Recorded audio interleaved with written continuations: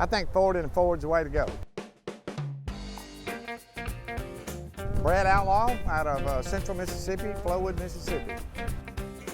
Been a Ford guy my whole life.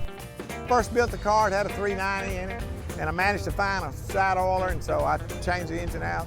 I've always liked FEs. They're a little difficult to work on, and it's old school stuff, but I think Fording and Ford's the way to go.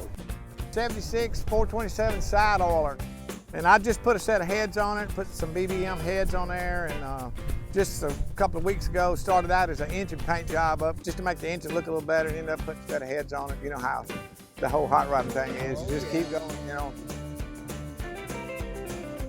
Got a 5-speed transmission behind it. Got 8,500 miles on it. I've been cruising the coast, and you know, we drive a lot. Sure do. It runs cool. You know, the radiator's in the back, but it doesn't get hot. In fact, the longer it idles, the cooler it gets.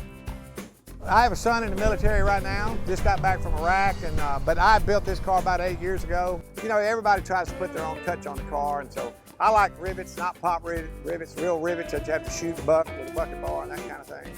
I was an aviation mechanic my whole life, and so I kind of like the military look and the olive drab color and greens and that kind of thing, and rivets and aircraft hardware.